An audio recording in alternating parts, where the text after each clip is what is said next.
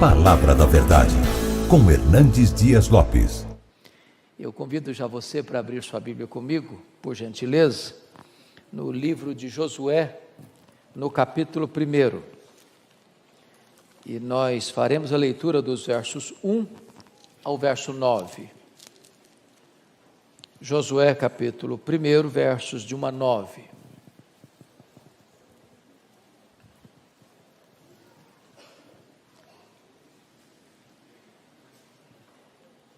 Está escrito o seguinte: sucedeu depois da morte de Moisés, servo do Senhor, que este falou a Josué, filho de Num, servidor de Moisés, dizendo: Moisés, meu servo, é morto. Dispõe-te agora, passa este Jordão, tu e todo este povo, à terra que eu dou aos filhos de Israel. Todo lugar que pisar a planta do vosso pé, vou-lo tenho dado, como eu prometi a Moisés. Desde o deserto e o Líbano até o grande rio, o rio Eufrates, toda a terra dos heteus, e até o mar grande, o mar Mediterrâneo, para o poente do sol, será o vosso termo. Ninguém te poderá resistir todos os dias da tua vida. Como fui com Moisés, assim serei contigo. Não te deixarei, nem te desampararei. Sê forte e corajoso, porque tu farás este povo herdar a terra que sob juramento prometi dar a seus pais. Tão somente sê forte, muito corajoso, para teres o cuidado de fazer segundo toda a lei que meu servo Moisés te ordenou. Dela não te desvies, nem para a direita, nem para a esquerda, para que sejas bem-sucedido por onde quer que andares. Não cesses de falar deste livro da lei. Antes medita nele dia e noite, para que tenhas cuidado de fazer segundo tudo quanto nele está escrito. Então farás prosperar o teu caminho e serás bem-sucedido. Não te mandei eu? Sê forte e corajoso. Não temas, nem te espantes, porque o Senhor teu Deus é contigo, por onde quer que andares. O nosso tema nesta noite é: agora é com você. Agora é com você.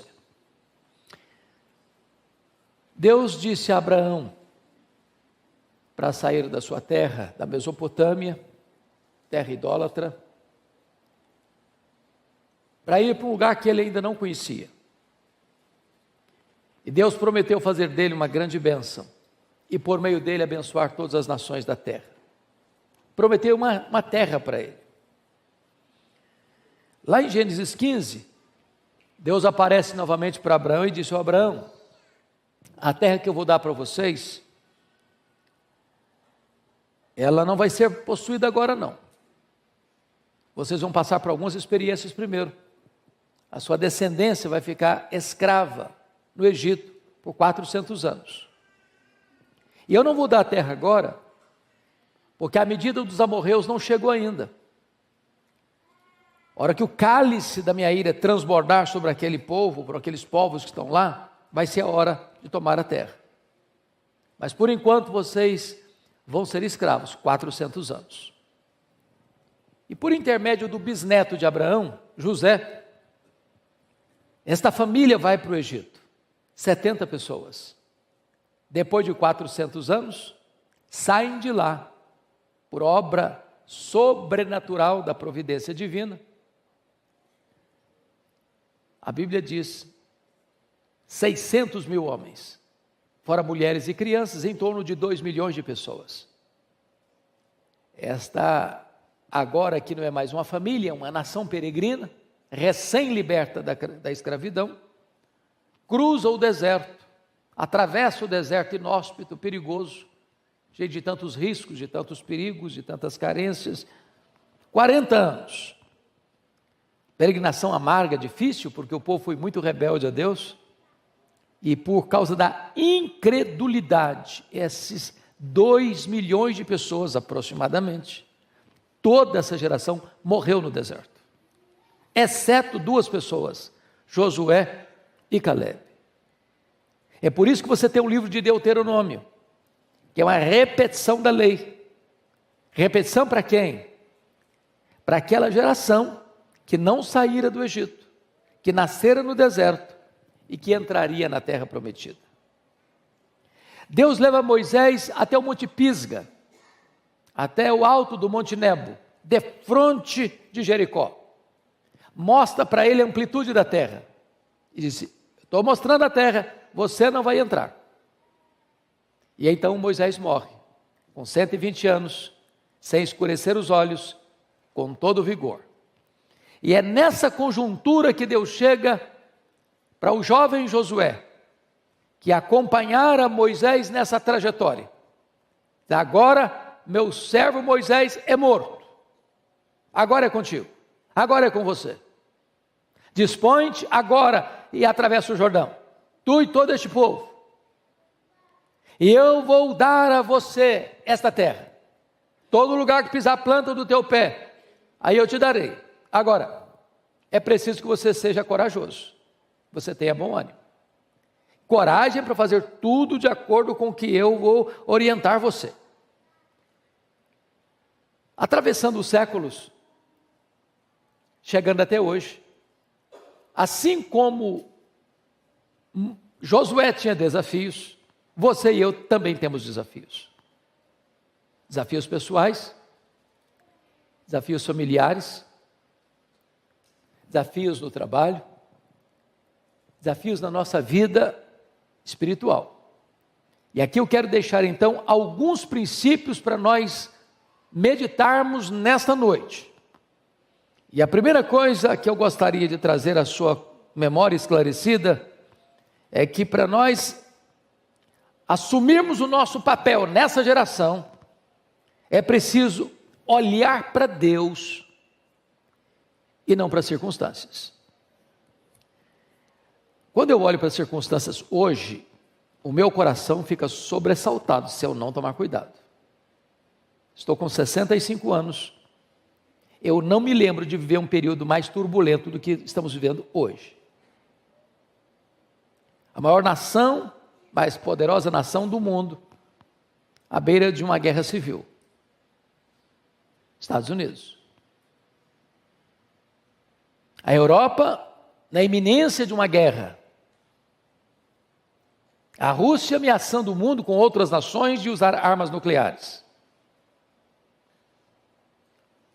O Oriente Médio é um barril de pólvoras. Se não houvesse essa grande crise militar no mundo, há uma crise moral gravíssima. Assodadamente as pessoas estão mergulhadas numa grande crise. Para todo lado que você olha, a carranca da crise está aí. Mas Deus não chamou você para olhar as circunstâncias. Deus chamou você para olhar para Ele. Ele está no controle, Ele tem o controle de todas as coisas. Então eu gostaria que você observasse comigo algumas coisas. Tem hora que parece que a situação é irremediável. Quando diz que Moisés é morto, Moisés era não apenas um homem, era um ícone da sua geração. Ele era o líder, ele era o libertador, ele era o legislador, ele era o intercessor, e quando ele morre, há um vácuo de liderança, há um vazio de liderança. Não se encontrava, obviamente, nenhuma pessoa com o perfil de Moisés, com quem Deus falava face a face. O homem mais manso da terra, mas ao mesmo tempo de pulso forte. Um homem que é capaz de liderar 2 milhões de pessoas num deserto. Mas eu gostaria de dizer para você que Deus sepulta os líderes e a obra continua. Porque os nossos olhos não estão nos grandes líderes, os nossos olhos estão no Deus Todo-Poderoso. A obra de Deus vai avançar, a despeito das crises que porventura possam existir e nos atingir. Veja você que o fato de Moisés estar morto não abala o trono de Deus, não abala a agenda de Deus, não abala o propósito de Deus. O plano de Deus não é de forma nenhuma alterado em virtude disso. Então eu quero encorajar você a olhar para Deus, porque foi pelo fato de os 10 espias incrédulos tirarem os olhos de Deus para colocá-los nas circunstâncias, tem cidades fortes, tem gigantes, tem perigos, é que o povo morreu no deserto, por incredulidade. Foi porque Pedro olhou para a fúria das ondas, é que ele naufragou. Foi porque os soldados de Saul olharam para o tamanho de Golias, é que eles se acovardaram. Agora note isso. A nossa vitória não é resultado, irmãos, nem da nossa força, nem da nossa estratégia, nem da nossa experiência. A nossa vitória vem de Deus. Talvez você seja jovem, não interessa. A sua vida está nas mãos de Deus. Ele pode fazer da sua juventude alguma coisa extraordinária. Eu fico olhando para a história e vendo, por exemplo, que Alexandre o Grande já havia conquistado o mundo com 23 anos de idade. Eu fico olhando, por exemplo, Mozart, que já havia sido consagrado com grande gênio da música mundial na sua juventude. Eu fico olhando Colombo, que já tinha feito seus planos para entrar na Índia aos 28 anos de idade. Lutero iniciou a reforma com 38 anos de idade.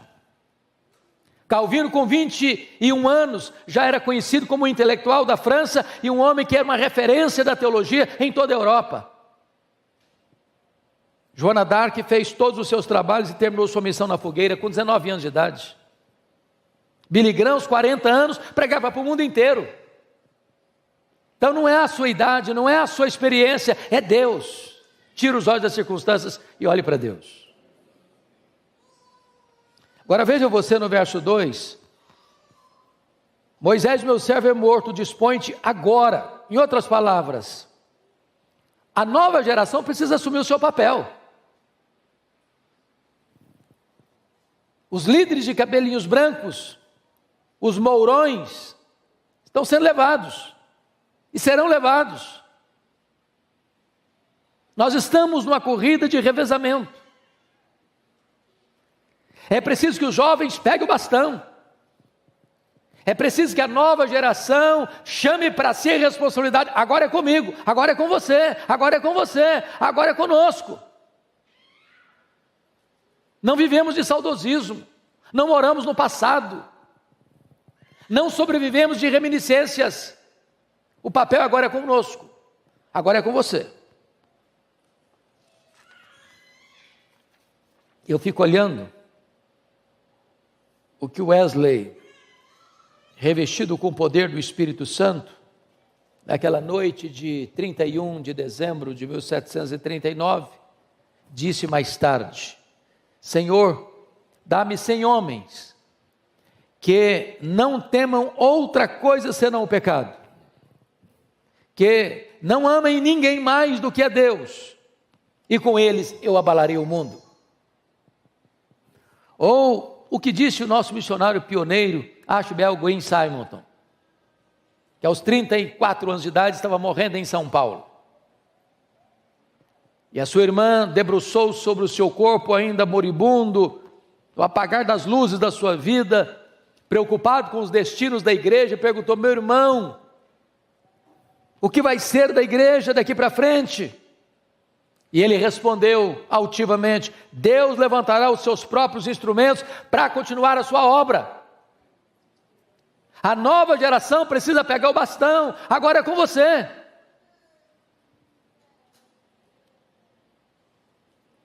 Então, veja por gentileza,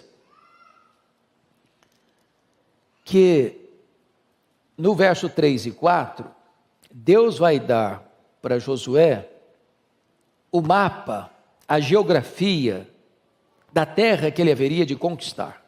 Ele precisava saber qual era a sua missão. Em primeiro lugar, nossa missão, meus irmãos, conforme o versículo 2, é sair do deserto e entrar na terra prometida, passar o Jordão. Deserto é sinal de privação, de perigo e do mundo. O Jordão está entre o deserto e a terra prometida. O Jordão era uma barreira humanamente intransponível, não tinha pontes, não tinha canoas, não tinha botes. Atravessar o Jordão com a multidão, crianças e velhos e povo e animais, era um grande desafio. É preciso atravessar o seu Jordão. Estamos começando 2024 e é preciso que você pense qual é o seu Jordão, qual é a sua barreira, qual é o seu limite, o que é que impede você de avançar, o que é que impede você de pisar na sua terra prometida. É preciso atravessar o seu Jordão. Essa é a sua missão. Pode parecer impossível? Pode. Por você mesmo você consegue? Não. Mas os seus olhos não estão nas circunstâncias, seus olhos estão em Deus. Qual é o seu Jordão hoje, nessa noite? É uma doença? É um problema no casamento? É um relacionamento complicado com os filhos? É uma crise financeira? É um pecado que tenazmente assedia você e humilha você, envergonha você? Hoje Deus quer dar para você vitória e você vai ultrapassar essa fronteira, em nome de Jesus. O que Deus está dizendo para Josué é o seguinte: eu já delimitei a terra, já estabeleci os limites da terra, cabe a você agora entrar e conquistar, entrar e possuir. Quando você lê o livro de Josué, maiormente lá no capítulo 13, versículo 1, está escrito assim: era Josué, porém, já idoso, entrado em dias, e disse-lhe o Senhor: já estás velho, entrado em dias, e ainda muitíssima terra ficou para se possuir. Ele não possuiu o que Deus havia dado para ele. E quando você avança para o livro de Juízes, Israel passou 330 anos, no período mais sombrio da sua vida, sendo escravizado exatamente por aqueles povos que ele, Israel, tinha que tirar dali. Então, ou nós obedecemos a Deus, ou sofreremos as consequências. É preciso crer, é preciso agir. A nossa missão é tomar posse de tudo aquilo que Deus nos prometeu em sua palavra. Qual é o seu alvo de vida? Qual é o seu projeto para este ano? Eu fico olhando a história da igreja, eu vejo um Hudson Taylor, tinha um alvo na vida dele: evangelizar a China. Eu olho para William Wilberforce, ele tinha um alvo na vida dele, era derrotar a escravatura, a escravidão na Inglaterra.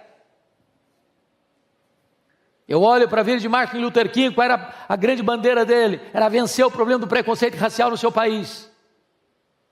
Qual o seu alvo? Qual o seu projeto?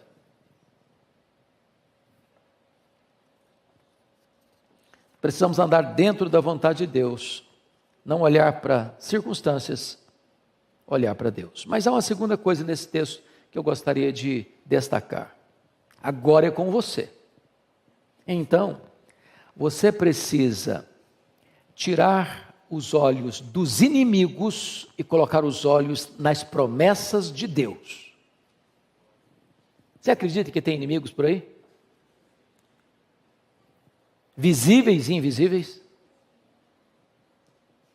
Então, dá uma olhadinha comigo no versículo 5. Vamos dar uma lida assim, bem eloquente, bem bonita, todos nós em conjunto, versículo 5, todos juntos. Vamos?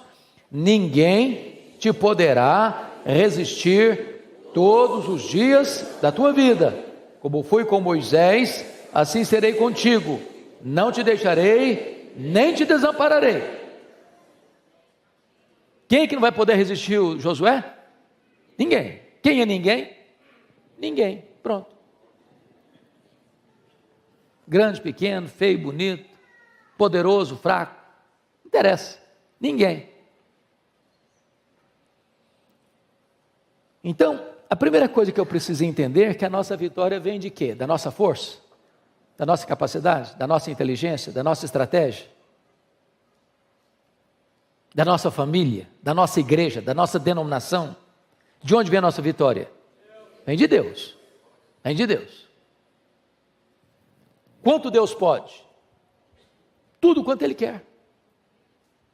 É Deus quem está prometendo isso. Ninguém te poderá resistir todos os dias da tua vida. Há condições para isso? E nós vamos ver daqui a pouquinho que condições são essas. Segunda coisa que é muito importante definir: a nossa vitória está fincada na fidelidade de Deus. Assim como eu fui com Moisés, assim eu serei contigo. Moisés está morto, mas Deus está vivo. Moisés não lidera mais, mas quem lidera é Deus através de Moisés. E como Deus liderou através de Moisés, Deus continuará liderando através de Josué. Muda o obreiro, mas a obra é a mesma. A obra continua. A nossa vitória, em terceiro lugar, é garantida a nós pela presença de Deus. Assim como eu fui com Moisés, eu também serei contigo. Deus está conosco. A presença de Deus é a nossa garantia de vitória. Mas o último ponto que eu gostaria de destacar nesse texto, agora é com você. Então você tem que tirar os seus olhos das circunstâncias e colocar os seus olhos em Deus. Agora é com você. Então você tira os seus olhos dos inimigos e coloca os seus olhos nas promessas de Deus. Mas em terceiro lugar, agora é com você. Então, tira os seus olhos dos seus próprios sentimentos e coloque os seus olhos na palavra de Deus. Se eu for olhar os meus sentimentos, eu vou bambear, fraquejar. Mas se eu for governado pela palavra de Deus, eu vou avançar. Os nossos sentimentos oscilam, não oscilam? Tem dia que você está bem, tem dia que você está mal, tem dia que você está animado, tem dia que você está desanimado, tem dia que você está doente, tem dia que você está com saúde, tem dia que você está com vontade de matar um leão, tem dia que você está querendo fugir do leão. Então, seus sentimentos são uma gangorra, é um zigue-zague. Você não pode depender deles. Então, note você que a partir do versículo 6 a 9, há uma ênfase no texto, que é a questão do ânimo. E você vai notar aí que Deus é contra o desânimo, porque num texto tão curto quanto esse, 3 vezes Deus fala para Josué. Versículo 6, ser forte e corajoso. Versículo de número 7, então somente ser forte e corajoso. Versículo 9, não te mandei eu ser forte e corajoso. Eu acho isso impressionante, porque Deus não desperdiça palavras.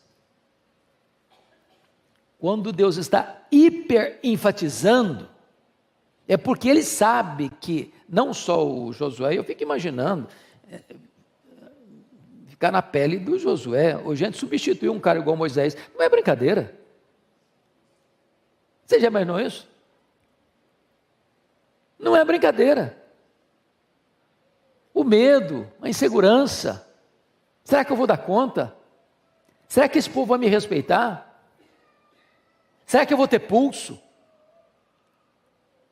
A hora que explodiu uma rebelião, como explodiram tantas na liderança de Moisés, será que eu vou saber como é que eu vou agir? E Deus está tratando os sentimentos dele. Porque, irmãos, nada pode ser feito a não ser que você seja uma pessoa animada. O desânimo é contagioso. Uma pessoa desanimada é uma tragédia no grupo. Haja vista os 10 espias de Israel que insuflaram toda a nação. E Deus ficou tão irado com aqueles 10 espias que disse: agora a nação inteira vai morrer. Ninguém vai entrar, exceto os 2 espias que acreditaram. Quando eu olho a Bíblia, eu vejo que o nosso Deus, Ele é contra o desânimo. Outra, porque quando você está desanimado, você não vai caminhar. Tem gente desanimada, sabia? Desanimada com a vida, desanimada com os estudos, desanimada com o trabalho, desanimada com a igreja, desanimada com a família, desanimada com tudo. Deixa eu dar 2 exemplos para vocês. Há pessoas que são desanimadas por causa, às vezes, de um problema físico. Você vê quando Jesus curou aquela mulher hemorrágica, tinha 12 anos lidando com um problema de saúde, e não melhorava, ia no médico, gastava dinheiro com consulta, com exames, e etc e tal, e nada resolvia. Aí quando ela ficou curada, sabe qual foi a primeira palavra de Jesus para ela? Filha, tem de bom ânimo. Ué, mas ela está curada já. É que aquela mulher já estava com um cacuete de desanimada. Tem gente que já acostumou com o desânimo. Tem gente, meus irmãos, que precisa ser curado do desânimo antes até da cura física. Aquele paralítico foi levado pelos 4 amigos, destelharam a casa, desceram o camarada, e quando chegou, Jesus disse assim para ele: tem de bom ânimo. Antes de curá-lo, tem de bom ânimo. Porque tem gente que, ainda que fique curado, ela vai continuar desanimada. Então Deus repete, tem bom ânimo, ser corajoso, tem bom ânimo, ser corajoso, avante, cara, levanta a cabeça, aprume, é com você agora.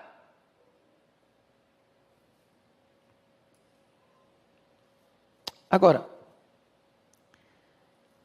veja você que o ânimo é produzido pela promessa de Deus, versículo 6, ser forte e corajoso, porque tu farás este povo herdar a terra. Isso é o quê? Promessa de Deus. Você não está animado porque você é forte, porque você é o cara, porque você é inteligente, porque você tem estratégia, porque você tem network, porque você tem influência. Não. Você tem que estar animado porque você tem promessa de Deus. E promessa de Deus e realidade são a mesma coisa, porque Deus é o avalista da sua promessa, da sua palavra. Segundo, o que gera o ânimo é agir de acordo com a vontade de Deus. Olha o verso 7 comigo. Tão somente ser forte e corajoso, para teres o cuidado de fazer segundo toda a lei que meu servo Moisés te ordenou. Dela não te desvies, nem para a direita nem para a esquerda. Ou seja, para você ter ânimo, você tem que fazer a coisa do jeito de Deus, não é do seu jeito não. Pode ser cabeça dura não. Tem que obedecer. Porque tem gente que quer romper, quer fazer, quer acontecer, mas não consulta Deus, não pede a Deus orientação, não pede a Deus discernimento, não atende os preceitos que Deus estabelece na sua palavra. Então, para ter vitória, para possuir a bênção de Deus, a promessa de Deus, a terra prometida, é preciso obedecer os preceitos que Deus estabeleceu. Mas em terceiro lugar, o que mantém o ânimo é a consciência da presença de Deus. Olha o versículo 9 comigo. Não te mandei eu, ser forte e corajoso, não temas nem te espantes, porque o Senhor teu Deus é o quê? Contigo, por onde quer que andares. Se você tem consciência de que Deus é com você, por onde você andar, você tem ânimo, você tem coragem. Pois bem, amados, eu gostaria então de agora colocar para você esse ponto, para mim, da mais alta importância. O texto fala da palavra de Deus e dá aqui para nós 3 orientações muito seguras. A primeira delas está no versículo de número 8. Ele diz: medita neste livro da lei de dia e de noite. O que é meditar, irmãos? É ler rapidamente? Meditar é ruminar, é refletir, é ler um texto da Bíblia e demorar nele, morar nele, mergulhar nele, permitir que esse texto fale com você, ministre a você, oriente você, colocar em prática. É isso aí. Porque não basta ler atabalhoadamente. É preciso meditar. Mas a segunda orientação está aí no versículo 7. Ele diz assim: para teres o cuidado de fazer. Então, primeiro você medita, depois você faz. Porque o fazer é resultado, é consequência do meditar. Se você não medita, você não vai fazer. Mas tem um terceiro elemento que Josué recebeu como orientação. Veja comigo o versículo 8, a parte B. Não cesses, na parte A, não cesses de falar. Então, vamos, os 3 verbos de progressão. Medita, faz, fale. Porque tem gente que medita e guarda. Não compartilha. Quando Paulo está escrevendo a sua segunda carta a Timóteo, ele dá 4 orientações para Timóteo. Timóteo, guarda o bom depósito, guarda o evangelho. Timóteo, sofre pelo evangelho. Timóteo, permanece no evangelho. Timóteo, prega o evangelho. Ou seja, aquilo que você medita, aquilo que você pratica, precisa ser proclamado, anunciado. A palavra de Deus precisa ser anunciada. Então, agora é com você. Agora é com você.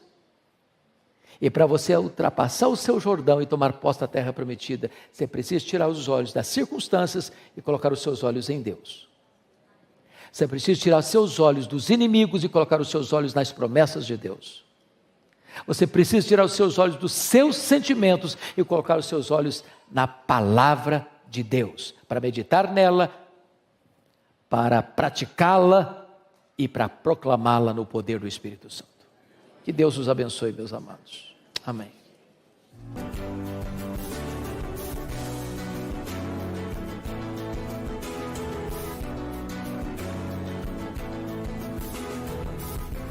Palavra da Verdade, com Hernandes Dias Lopes.